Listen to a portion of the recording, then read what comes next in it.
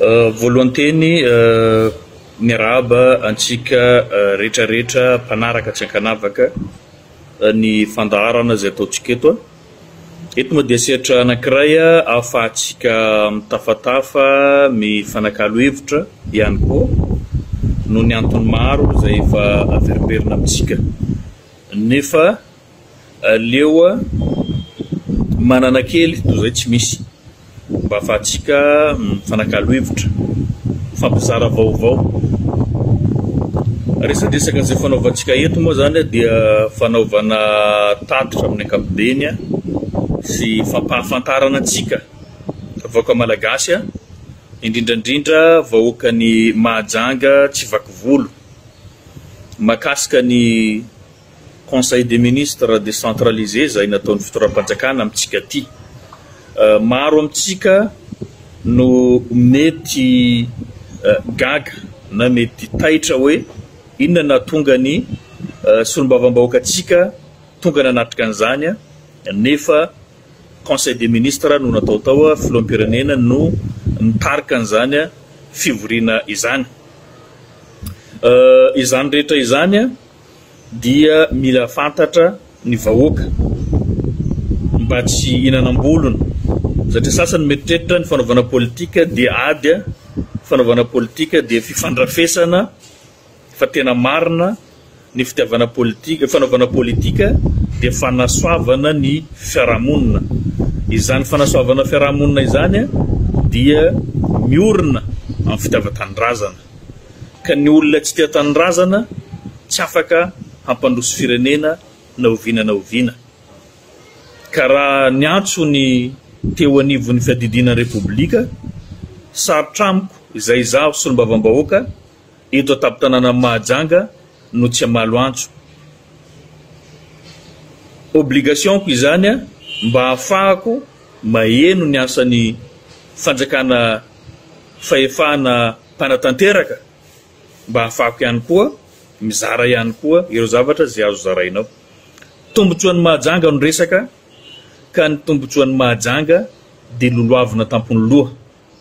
Na misy fahavalo na misy tsy namana eo na misy mpifaninana eo, rehefa tombotsoan'ny tanàna, tombotsoan'ny firenena, izany mialohan'ny fanapahan-kevitra rehetrarehetra, ary tokony hanana an'izany ny mpanao politika rehetrarehetra, fa tsy ho bekoiny foa na koa bekoiny fitiavan-tena. Izany dia tokony hipetraka mazava zany lalao izany,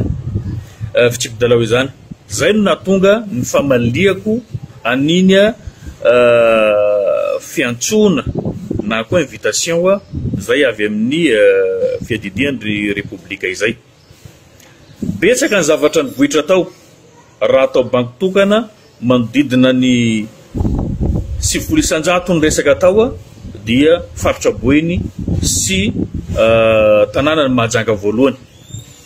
Ka raha ohatra ka tsy tao dia fantiantoka lehibe, satria fatongavako tao dia nisy ny mpanao gazety avy any Antananarivo sy ny olon'ny présidence, nisy ny interview natao dia mba nilazako ny tantarako an'ireo zavatra zay efa ataontsika antso avo matetika amin'ny haino manjery maro isan-karazany izay nitondrako tatitra matetika na eny anivon'ny antenimena-pirenena izany, nampahalalaina azy ireo fa tena tsy hoe fanasoketana olona na famoronana zavatra, fa tena zavatra misy eto amin'ny tanànatsika, zavatra marary ny tanànatsika, izay no entina ary nampianoana azy ireo tantaraina amin'ireo mpanao gazety ireo.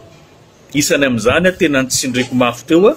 dia itya olan'ny Comore Madagasikara itya ho azavaina moa zay rehefa aveo fa iny izy ny rahantsika nahita iny tsy voanandroany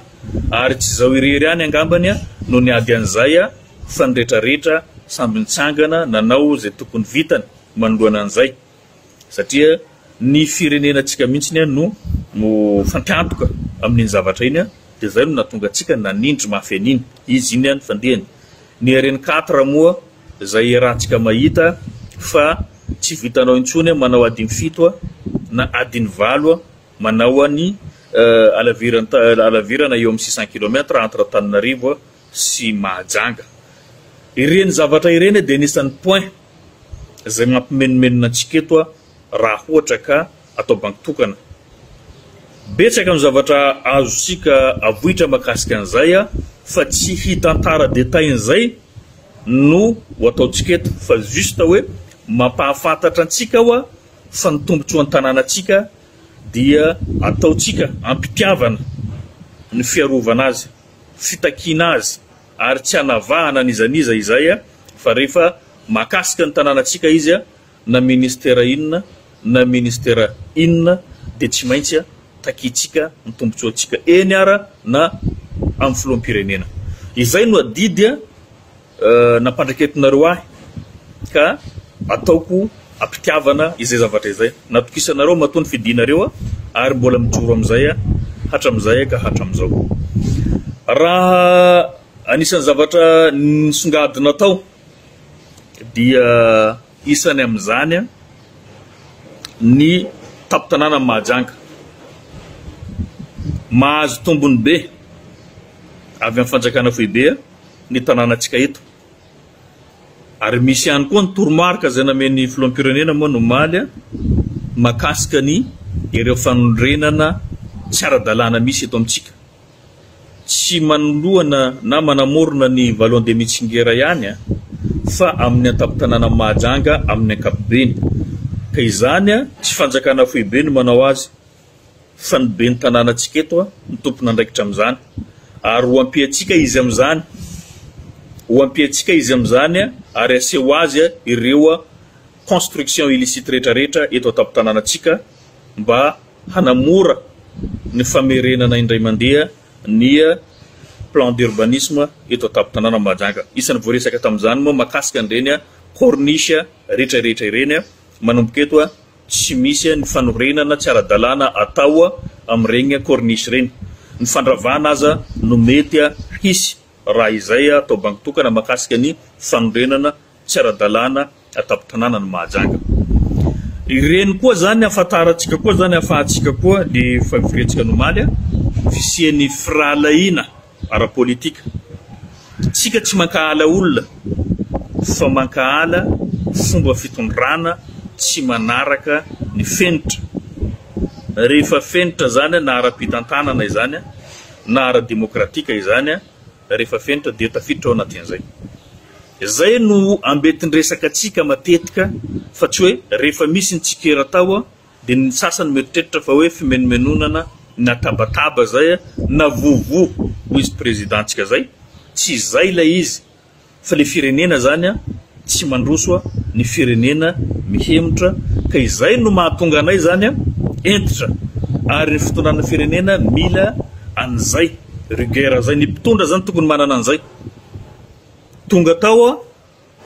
nahita hoe ahoana ny fomba fisainany ty gouvernemanta ity rehefa manao zavatra.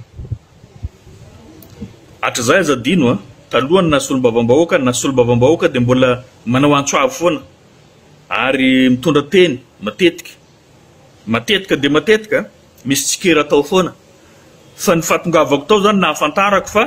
ny mpanohitra rehetrarehetra ny olona miteny rehetrarehetra dia eno nyty fitondrana ity. Ary ny fanapahan-kevitra ny raisindreo dia manodidina ireo teny zay efa navoaka ny mpanohitra hatr'izay. Ary isany ireo zavatra zay mampimenomenona anay isan'andro mahakasika ny fiainam-bahoaka. Tena tsisy ny pikana ny ray fa tena voaresaka tao anatiny adiny 4 sy tampany na adiny 5 teo tao anatin'ny conseil des ministres. Zany hoe ny fiainantsika zany voafintina mandritra an'izay adiny 5 zay ary isan-kerinandro zany reo manao an'izay. Ny zavatra tiako ambarantsika zany tena ampelatana ny Andriamatoa Filoha ny ho avy nyty firenena ity. Raha ohatra ka président de la république Andry Nirina Rajoelina miteny ampandrosoina Madagasikara mandroso. Rehefa izy milaza tsy ampandrosoina dia tsy mandroso. Maninona zao milaza an'izay zavatra zay? Lazaiko satria na ny filoham-pirenena na ny premier ministre na ireo ministre dia samy mahatsapa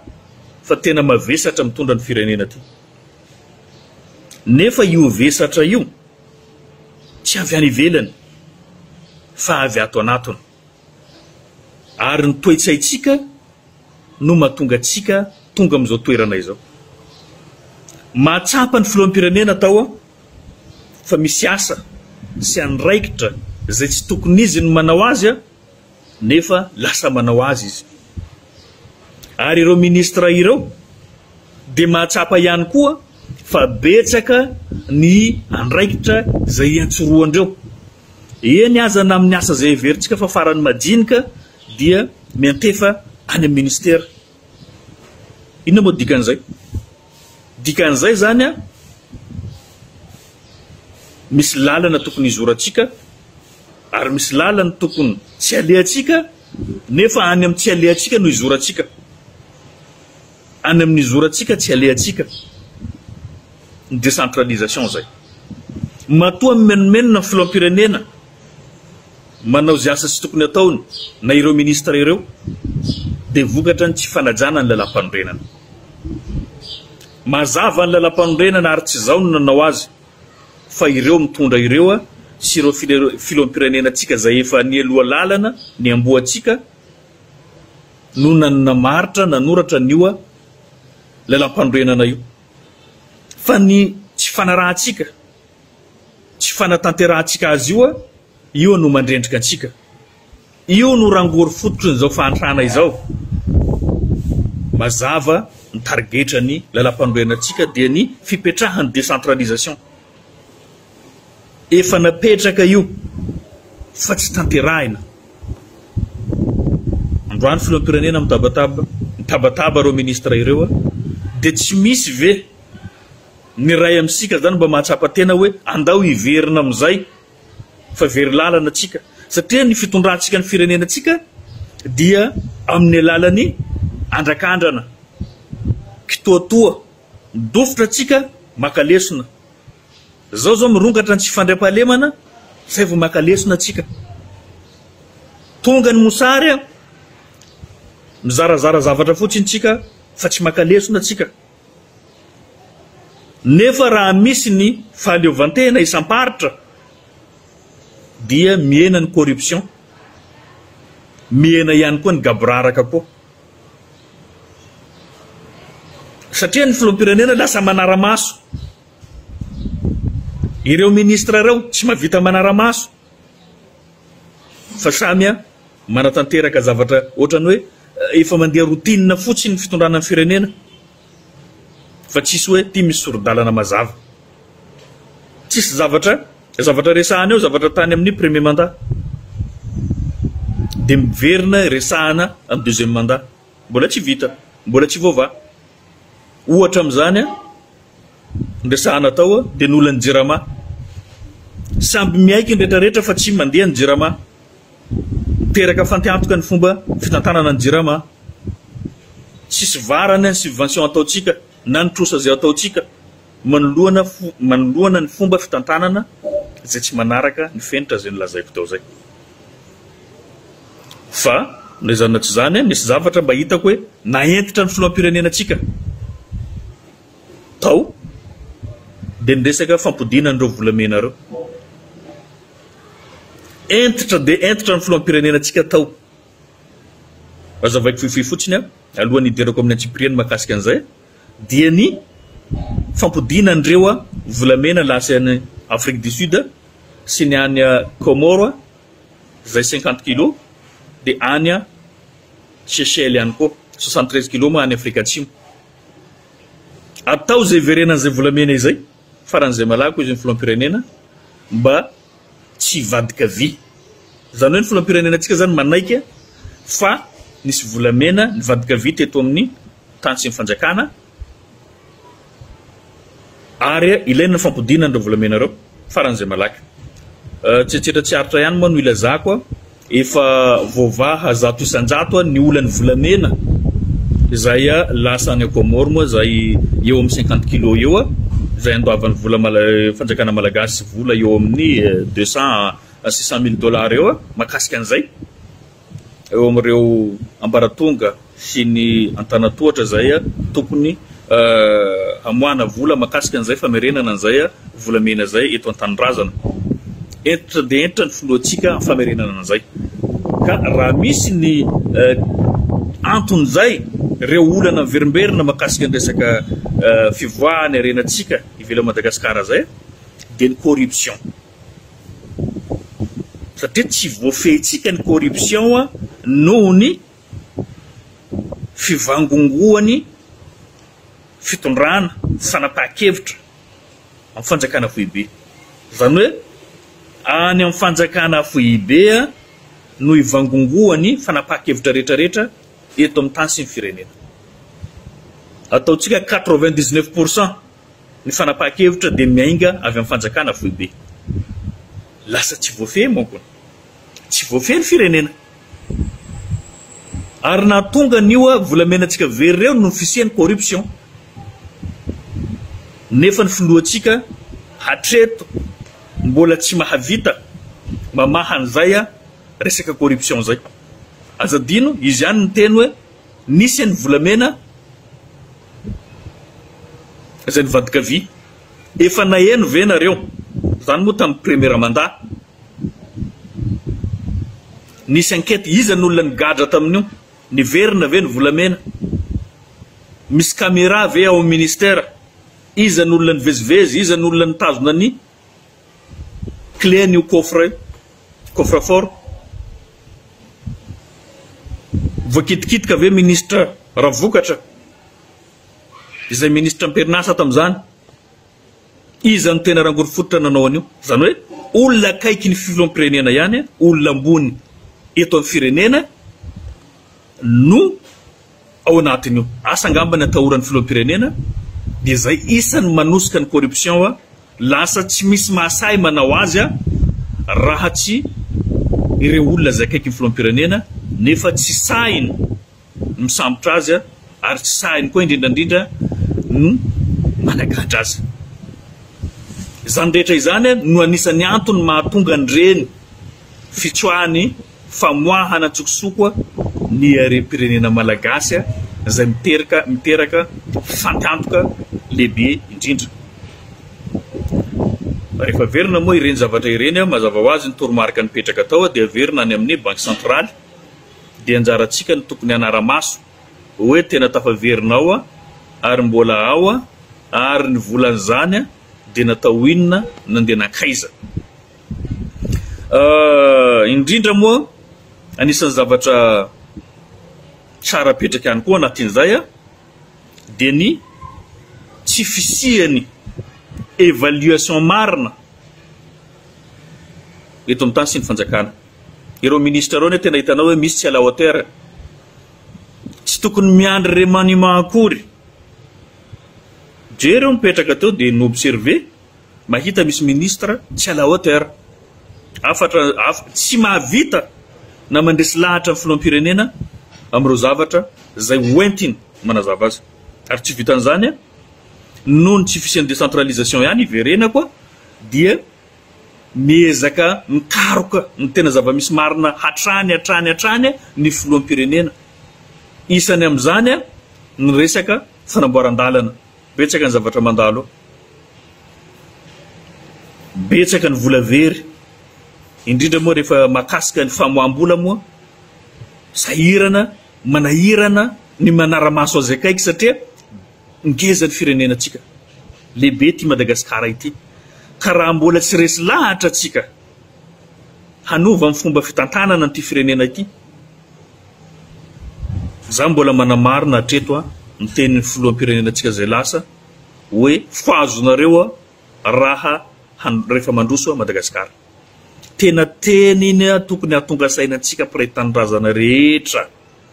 rehefa tsy hiaraka amin'ny fanajana ny lalam-panorenana atsika dia aza manofy fampandrosoana eto amin'ny tany sy ny fanjakana lasa loatra atsika miandrotsika zao ny remaniement miandrotsika ny évaluation sasany tena inona koa moa zavatra anjary amin'izany tsy mila mahakivy ny asa fanarenana firenena ninninona zavatra mandalo tsy maintsy miandrandra atsika hoe mbola ho tonga ny maraina rehefa mifanojo tsika amin'ny filoam-pirenena matotra, filoam-pirenena mafehy ny asany, ny filoam-pirenena mahay misafidy indrindraindrindra ny mpiara-dia aminy, satria ireo mpiara-dia aminy ihany no isany mahatonga an'izao firenena zao rendrika. Na ny filoam-pirenena mahafantatra mangina, na izy tena tsy mahafantatra. Satria rehefa tsisy ny décentralisation, tsy voahaja ny rafitra sy ny antahana tohatra rehetra mazava ho azy tsy ny zavatra rehetra ho tonga any amin'ny filoam-pirenena. Na eo anatin'ny fivoriana omaly fotsiny ao dia efa mahita hoe ny ministra sasany manipy hoditra-kondro, miady zavatra tsy ho any rehetra fa ho an'olom-bitsy. Raha resaka mahakasika ny tsy fanorenana ara-dalàna eto an-tampon-tanàna Mahajanga, mbola saika ho nasiana exception fa heureusement filoam-pirenena no intervention hoe non tsisy an'izany, raha exception ray no raisinao mety ho lasa folo. Zay le izy. Nefa matoa misy ny exception misy kinamanamanao na izy koa manana intérêt amin'izay fakana tany tsy ara-dalàna izany na famelana ny olona anao fanorenana tsy ara-dalàna amin'ny toerana tsy azo anorenana. Zay ny anankiray remarqueko tao. Dia zana zay zavatra zay zany tsy ampafantarina ny filoam-pirenena tena ao anatiny io. Tiako tenenina dia zao, raha misy ny décentralisation dia ny fanaraha-maso no atao ny fanjakana foibe. Fa ny zavatra misy eto amin'ny tany sy ny fanjakana, inona ny zavatra misy eto? Lasa fanjakana ray aman-dreny no misy eto. Fa ankoatra ny fanjakana foibe dia ohatran'ny zazakely ampinonoina, ampianarina mandeha, ampinonoina. Zany hoe iverimberina amin'izay zany tsika fa tsy misy ny fahaleovantena marina eto. Ahoana moa no hatramin'ny farany io zanaka anao antofanao ny fiainany, anao tsy mamela azy aleo tena, ahoana no ahafahantsika miroso mankany amin'ny fampandrosoana? Tsy possible zany. Na lavaka eto an-tampon-tanàna eto ve dia anaovana demande any amin'ny fanjakana foibe, any amin'ny ministère des travaux publics, mba va misy zany zavatra tokony atsika ty mavita manao azy, ary tokony havitanao an'izay tsika. Fa noho ny corruption, fitiavana tsy hiala amin'ny corruption dia avangongo any amin'ny fanjakana foibe. Satria rehefa any io dia ny ao amin'ny fitondrana, ny mpiara-dia fitondrana, ny namandreo, ny fianakaviandreo, zay no mahazo tombony amin'ny fivangongoany fitondrana amin'ny fanjakana foibe. Dia ny aty amin'ny sisiny zany tsisy zavatra ataony. Raha remarquenareo zavatra tapaka tao dia zavatra fanampiana avy any ivelany, fa tsy misy safidy avy ato anatiny. Izay teny midina avy any ambony fa tsy misy safidy avy ato anatiny. Tsisy resaka hoe miainga avy any amin'ny commune urbaine Mahajanga atao nandray, fa avy any ambony daholo mamahany olana ny ankamaroany. Fa kosa aza adino ihany koa misy ihany koa ny zavatra tena hitanao hoe tsy mipetraka amin'ny tokony ho izy. Ohatra ny io fametrahana parc solaire zany eto ampovoan-tanàna io, zahay miproposé any ivelany efa eo moa zany no tapaka, tsy afaka miverina amin'io fa izay zavatra zay zany mitondra fanakanana fampandrosoana zany eto an-tampon-tanàna Mahajanga. Satria ny olana tena olana hafa, nefa ny zavatra midina ty hafa. Zay le mbola lazay koa mifandraika amin'ny hoe fanjakana ray aman-dreny, fa tsy fanjakana mamela ny zanany aleo tena. Rehefa tsy amenao fahaleovantena ny zananao dia zay mahatonga atsika hoe reny zaza ratsy taiza. Tsy hoe ratsy taiza maharatsy taiza, fa ny fomba nitondranao an'ilay firenena mihitsy tsy mety. Mila atoro, tiany anao, fa tsy marana safidy ny zanakanao, ny aty amin'ny faritra rehetrarehetra, fa dia zavatra tolotra fotsiny no hitatsika mivezivezy eo. Ka fotoana mandeha tokony misy ny évaluation atao amin'ireo ministra ireo, amin'ireo ministère tsirairay ireo. Tokony tsy ho tara satria tsisy zavatra mandeha eto, tsisy zavatra mety eto, indrindra amin'ny fandriam-pahalemana. Tokony jerena akaiky inona ny antony. Io tamatavy io lasa phénomène amin'izao, tsy hita zay anaovana azy. Isan'andro, isan-kerinandro tsy maintsy misy olo maty ao. Tamatavy era Madagasikara fa tamatavy tena fa mihoatra ny tokony izy ny zavatra misy ao. Inona mampiravoravo tanana ny fitondram-panjakana tsy voaresaka tao amin'ny conseil des ministres izay zavatra izay. Manolo hevitra anareo ihany zahay. Soloy ny ankamaroan'ny mpitsara ao, jereo nareo zay corrompu ao. Jereo nareo amin'ny mpitandro filaminana, izy ny tokony hiala tao. Esory fa tsy misy mpanao ratsy tsy fantatra mpitandro filaminana izany. Manana tsilintsofina ny mpitandro filaminana rehetrarehetra any anivon'ny fokontany any. Tokony fantatra io. Fantatra ny mpivarotra rongony, fantatra ny mpanao sintomahery, fantatra ny mpanao kidnapping, fantatra ny mpanao zavatra tsy manjary rehetra, ka noho izany tsy tokony ho tara ny fitondram-panjakana amin'ny fanesorana andreo tompon'andraikitra zay nilazako reo haingana dia haingana mba hafana mametraka olona vaovao iandrasana resultat zay andrasantsika. Ohatran'izay koa ny renivohim-paritany hafa na eto aminay Mahajanga fa tokony fotoana fanoloran'ireo olona tompon'andraikitra zay fa ela teto na ao amin'ny fitsarana zany na mpitandro filaminana izany ilaina ny isian'ny permutation, ny affectation koa ilaina ho an'olona zay tsy manao ny asany tokony ho izy mba hafana mandamina ny tany sy ny fanjakana. Mivavaka ho andreo olona ireo zahay mba indrindra ho an'ny tamatavy moa zany amin'ireo zavatra manjoandreo amin'izao fotoana izao satria mitebiteby ny vahoaka ny fantrana fa eo andaniny eo ankilany koa ny tsy fandrem-pahalemana koa hoaizan'ny vahoaka andeha hivoaka anao ohatra ny tady faty mipetraka ao an-trano anao miandry faty zany ny zavatra iainantsika iverenantsika makasika ny mbola makasika ny évaluation ndreo ministre ireo misy zavatra be dehibe fa tsy mety eto za tsy hanoro anareo fa ilaina ny fanovana andreo olona zay everina fa tsy mavita ny asany tsy tokony dongotoerana koa solona fa zavatra nisy teto nomaly dia betsaka ny tombotsoa ho azony renivohim-paritany ary zay iarahany rehetra izay fanaraha maso no ataonay hoe oviana manomboka oviana vita satria zavatra fa tany amin'ny premier mandat izy ireo nefa amin'izao mbola tsy nanomboka ny sasany amin'izao mbola tsy vita ny sasany ka betsaka loatra ny zavatra zay everina zany manahirana antsika zany eto tapitana amin'ny Mahajanga zay mbola tsy voakasika tao ny resaka fahasalamana ny santé publique zany mbola tsy voaresaka tao fa tsy maintsy fampiresahana amin'ny tompon'andraikitra manokana tsy ampy fitaovana ny ao androva ny olona zay tonga ao efa miasa saina hoe ahoana ivoaka iverina velona ve reto sa ho faty ny ankamaroany de faty noho tsy fisian'ny fitaovana zay tsy fampian'ny fitaovana zay tsy fisian'ny fikojagojana zay tsy fampiany mazava ho azy tetibola matoa tsy misy izany rehetra izany mila fanatsarana io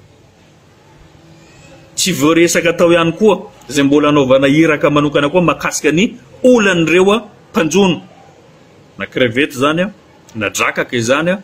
na eto antoerana na ny exportation zay mbola hitadiavana fifampiresahana satria miankina amin'io betsaka ny ekonomitsika amin'ity faritra andrefan'ny nosy ity sy tapany avaratra ny nosy mila jerena izay matoa mikatso tsy mandeha fa raha ohatra ka zay solom-bavambahoaka ka tonga amin'ny zavatra ohatran'ireny tsy sanatria ny vava hoe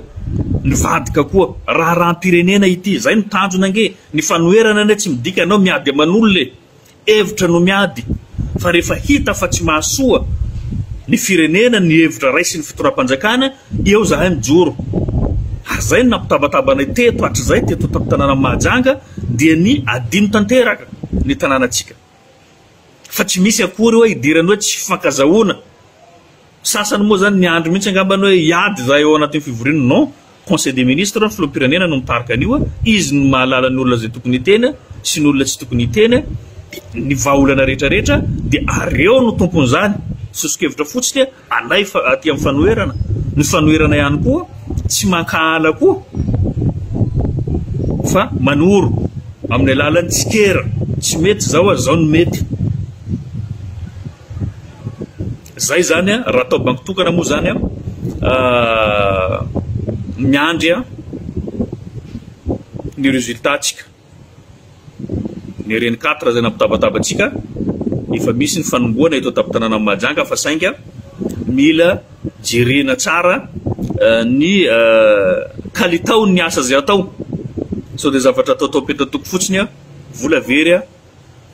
mbola iampy ndray koa ny fasairanan'ny mponina mampiasa an'izay lalana izay. Zay zany anisan'ny zavatra nisongadina atao dia ny ireny projet zay fanalazainy isora koa ireo ny tondraty ny commune teo aloha ireo PDS roan'ny fandimby moa efa nanazava ny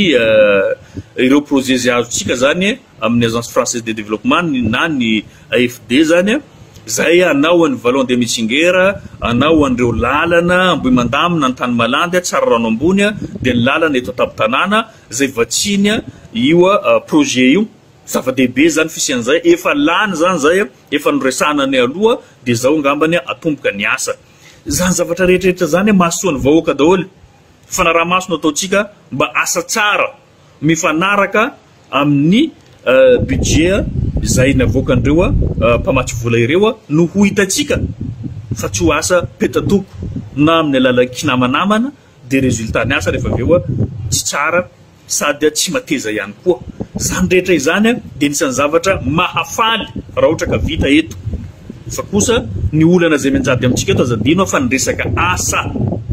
ireo zavatra normalement efa mandeha routine zany resaka lalana simba zany manana ny fond routier tsika manana niny tsika izany fanamboarana kanaly zany ny commune tokony mahavita an'izany zany zavatra tokony efa mandeha ho azy nefa tsy misy ary tsy iainantsika amin'izao fotoana zay efa mipresahantsika fa ny asa zany anisan'ny olana io mba fa mandeha ny asan'ny Komoro araba tsara zava-dehibe io ho andreo mivelona amin'izany zay misehatra amin'izany tombony ho andreo zay fa ny asa ny usine amintsika eto tsy misokatra be dehibe ny midy nampanantenaina tsy vita ireo no zavatra tena andrasantsika satria miankina amin'ireo ny fiainantsika ny hoavintsika ninninona ny hatsarany lalana eto rehefa tsy misy hoanina tsika tsy vitatsika mampiasa ny lalana eo tokony hoe zany hoe ny fiara zany ny asa tsy misy ny cimenterie d'Ambonio zay nampanantenaina tsisy resaka atao fa ny zavatra andresahina atao dia ny fanaovana tanàna vaovao zay hatomboka indray mandeha zay atao amin'ny lalana mivoaka ny tanàna Mahajanga any amin'ny 17 km za moa zany eto dia manome proposition ho an'ny monsieur le ministre tsaratsara kokoa angambany atao amin'ny any amin'ny lalana mandeha an-tsanotia no mety an'izay satria io no mba manatsara endrika ny tanànatsika ary toerana be mpitsidika ka tokony hivelatra mianavaratra ny tanàna fa tsy ratsy ny miantsinanana fa lasa lavitra loatra any amin'ny 17 km any anaovana an'le projet nefa eto eo amin'ny 10 km na 8 km no fahavitantsika manao an'izay projet zay zany le sosokevitra zay raha misy ny fampiresahana mialoha aloha renovaandreo an'izay ary ezaka ho proposena iresahana ny ministra voakasika an'izay raha ohatra ka tena hoe hatao zay zavatra izay dia atao mianavaratra koa fa tsy miantsinanana ny zavatra rehetra dia efa miantsinanana nefa any avaratra any zany mitady an'izay fotodrafitrasa izay zay zany anisan'ny zavatra nisongadina atao zany tao anatin'ny fifampiresahana ka tsy maintsy hitondrantsika fifampiresahana izay mahakasika ny tanànatsika izay ny olana zay tena mianjady amintsika no tokony hijerena vahaolana ny tanànatsika zany miaiky ny filoham-pirenena fa tena betsaka ny fanorenana tsy ara-dalàna eto ary tsy azo ampiasaina intsony lalana sy ny trottoir no ny fahabetsahan'ny mpivarotra eo ambonin'izay lalana sy trottoir izay inona nefa ny vahaolana zay ny vahaolana dia mazava ho azy dia fananantsika tsena tsara manana tsena betsaka atsika manala an'ireo mpivarotra ireo tsy misy miverina mivarotra amin'ny lalana sy trottoir satria natokana ho an'ny mpandeha zany trottoir izany fa tsy natao ho an'ny olona ka lohany amaranantsika azy moa zany dia tsara ihany no mampahafantatra antsika fa ny solombavam-bahoakanareo dia mbola mipetraka amin'ny fanoherana fa tsika misokatra amin'ny rehetra ny fitsikerana zavatra tsy meta io zavatra fa automatique zany amin'ny fanoherana fanatsarana zany ny critique dia fanatsarana hafa ny fankahalana hafa ny fanenjehana hafa kosa ny tsikera dia zay misy zavatra tsy mety eo tokony ho aitsaraina betsaka ny olona zany eto ny laza fa afakandro fa niaraka amin'ny TGV afakandro ny vadoka amin'ny tolona tokony janona amin'izay nareo tokony hangina amin'izay nareo fa tsy hany intsony ny lalana fotoana ny asa zao inna preuve inna koa tadiavinareo ankoatran'izay hoe fijoroanay hatramizao mbola mijoro ho an'ny tombotsoan'ny firenentsika.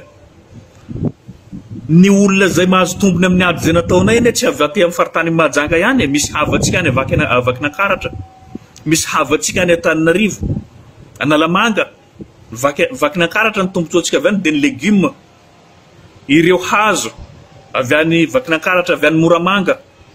ireo saonjo zay lefatsika any amin'ny Nosy Komoro. Tsy veotsy olona avy aty Mahajanga reo fa avy any amin'ny faritany hafa. Nefa nitsangana tsika, niarotsika, nijorontsika ho an'ny tombotsoan'ny vahoaka malagasy. Ary nataontsika zany. Tsy hoe tombotsoan'ny vahoaka Antananarivo dia mody fanina zay aty Mahajanga. Nefa mifanohy ary mifameno. Ny olona zay miasa eto, ny opérateur économique eto dia zanaky ny faritany, ny ankamaroany. Ka izay izy ho an'ny tombotsoam-pirenena ny mahasarotiny anay, fa tsy ho an'ny tombotsoanay manokana. Ka raha misy ny fisokafan'io lalana io, tsy izao irery no mahazo tombony amin'io.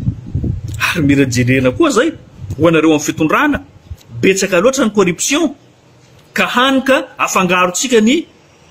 tombotsoa manokana sy ny tombotsoam-pirenena. Noho ny fiarovantsika tombotsoa manokana no amotehana ny fiainam-bahoaka, fiainan'olona maro ao anatin'izay fitantanana ny firenena izay. Zay no zavatra misy ka mila entitra ny filoham-pirenena raha mbola ny filoham-pirenena tsy entitra tsy afaka manova firenena izany. Ny entitra tsy midika hoe jadona. Ny jadona zavatra hafa mihitsy. Ny olona entitra hafa mihitsy. Reny zavatra ireny anisany afangarotsika foana eto amin'ny firenentsika. Eto zao ny filoham-pirenenantsika tsy entitra mihitsy. Zay mahatonga ny olona akaiky ny mbola mahasahy manao zavatra tsy mety. Hatram'izao miala skandale hafa, miditra skandale hafa, zay ny zavatra misy. Ka zahay tsy maintsy manazava, mitondra fanazavana zay raha misy zavatra tsy mety eto amin'ny firenena. Ary tsy voatery koa zay hipetraka eto koa. Manomana zao zay zao andeha amin'ny faratra amin'ny tapany avaratra ny nosy igny, amin'ireo problemena nosy, ireo vahoaka malagasy tsisy mpiahy eo, noho ny fanapahan-kevitra diso ihany koa.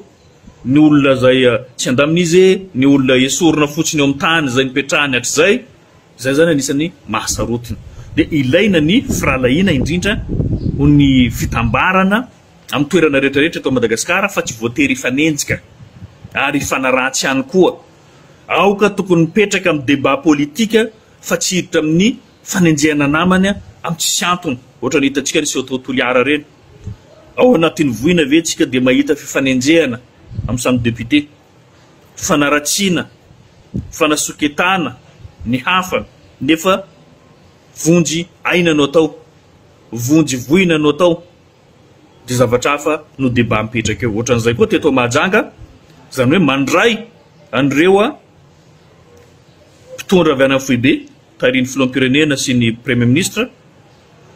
nefa fifanenjehana anatiny koa no abaribaritsika. Ataoko angamba tsy fotoanany zao, fa fotoanana ny ohatsika ny firaisan-kinantsika na dia eo ny fahasamihafana ara-politika. Zay manaja an'izay. Ary nareo angambany tsy nisy neritreritra hoe zaho tonga ao satria tombotsoan'ny Mahajanga no resaka eto.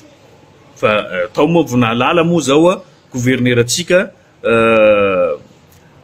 mandalo tsy fahasalamana marary amin'izao fotoana izao. Mirary anao zahay ho salama, havitrika andray ny asanao ary anitsy ireo zavatra izay mbola tsy voahitsy sy tsy mety. Zay ngambany no azoko anamafisana an'izay firalahiana izay. Ilaina izay. Ilaina ihany koa ny mifampiteny koa fa ao anatin'ny fifanajana, fa tsy amin'ny alalan'ny ompa na fanambanina ny hafa ilaitsika. Aleo apetraka ny disadisa politika amin'ny hevitra tsy mitovy fa tsy amin'ny tombotsoa ny tanànatsika. Tokony ifanaja ihany ny samy mpikatroka, indrindra fa samy mpitondra eto an-tampon-tanàna amin'ny Mahajanga. Mazava ny targetranay ho an'ny tombotsoa ny tanànatsika, ka mila mahazaka ny tsirairay. Na zao hitanareo zao azo tenenina ary mendrika tsikaraina rehefa misy zavatra tsy mety no ataoko. Tsy voatery ho marina ny zavatra ataoko, fa kosa ambarako anareo mpabe maso eto ny afakano kristian tsy mandainga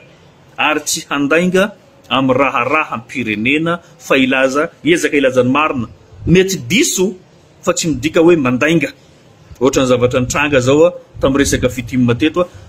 vaovao tsy feno no aparitaka, rehefa mitondra fanazavana zahay dia volazaina hoe mandainga. Non, tsy mandainga, hafa ny mandainga zany hoe mamorona zay tsy mamorona fa miainga am'le fe misy rehefa tsy marina ny vaovao zay hoentinareo diso de mety miala ao anatin'izay koa ny analizinay raha marina ny vaovao lazainareo de marina ihany koa ny analizy ataonay fa ny lainga ao anatiny raharam-pirenena efa lazaiko matetika hoe ny mpitondra tsy mahazo mandainga na ny filoham-pirenena na ny premier ministre na ny ministre na ny député na ny sénateur tsy tokony handainga fa milaza ny marina ary manao ny mety sy ny marina zay ihany ka eto anao ataoko banky tokana ihany betsaka zavatra ndresaindreo teo fa anjaratsika zany mampahafantatra ny vahoaka rehefa misy ny fanombohany raha misy ny fahatarandreo projet reo de tsy maintsy ampalalainantsika ary hotakitsika zay satria efa etsaka lainga loatra tsika eto ary zay koa tsy tehaina ao anatin'izay koa ary zay koa tsy voaforme ao anatin'izay hoe rehefa misy zavatra tsy mety de mangina tsika tsy maintsy hiteny raha voatara reo de tsy maintsy ampatsahivontsika reo reto ny point reto ny teboka zay milazainareo aiza izy am'izao fa so de ilaza koa tsika rapitso hoe fa io koa fa manenjika tsy manenjika fa ny fampanantenana zay ataonareo ataovinareo ela tao anatin'ny enitaona nareo zao nareo zay voanao ny RN4 enitaona tondranareo enitaona zay voanaondreo lalana rehetrarehetra zay nolazaina teo reo ao anatin'ny enitaona zay tsika zay voijerany zany vanao de mitsingera zany mampalahelo ane zany hoe nena tao anatiny zavatra tsy tomombana tsika tsy voakitika resaka gymnase mbola tsy vita zavatra tokony vita tany am 2021 nefa tsika zao 2025 iditra koa 2026 nefa mbola tsy vita ny gymnase tsika hatram'izao na ny piscine olympique moa am'izao lasa ho vakoka izy io satria tsy vita hatram'izao zay zany anjaran'ny ministre ny sport manazava zay na ny antony fa zavatra eto ataptananatsika zay milona tsy vita izany zavatra rehetra izany ka eto moa zany sorako atsika rehetrarehetra manoana na arakevitra izany na ara-pitaovana izany hitako reo message alefanareo reo manampy ary mankahery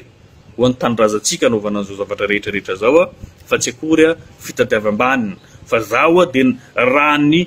famitinako any zavatra zay seho ataonomaly dia fantako fa tsy androso ty firenena ity am'izao fomba fitantanana izao zay fotsiny lazaiko matoa zao miteny an'izay zao zavatra hitako ahoana moa rehefa tsy voaja ny lalam-pandrenana tsisy ny décentralisation ny filoham-pirenena milaza tany antsimo dobo reo zao nanampy andreo malahelo nahita le vahoaka ravoravo falifaly satria lavitra andrinareo ny any am sisiny ny any am faritra tsy misy fitaovana ahafahana mamangy azy reo tsy misy ny vola ahafahana mamaha ny olana zay misy ao zany hoe raha tsy sendrany ny cyclone iny andro ratsy iny de tsy tonga amin'ny toerana io ny filoham-pirenena rehefa misy loza ihany efa midofitra atsika vo afaka mahita n'le toerana zany zay ny zavatra misy amitsika eto fa tsy misy zavatra mazava hoe efa manana vola natokana an'izao ny faritra ohatran'izao ny faritra tsirairay mahazo ny budget zay tany fa tsy misy ny décentralisation inona no rasantsika eto tsy miverina amin'ny lalam-pandrenana fotsiny de tsy elatsika mahita vokana zay zany no fehiny tiako tenenina zany mila manaraka rafitra ny firenena tsisy lalana izorana de dikan'izay tsisy destination koa mieritreritra tsika androso nefa tsisy lalana mazava izoratsika ny olona mandroso tsika memotra ny olona miroso tsika mandeha lalan-kafa zany hoe fantatra tsara fa io no antoka atonga an'izay fampanosoana zay fa tsika tsy miditra am'izay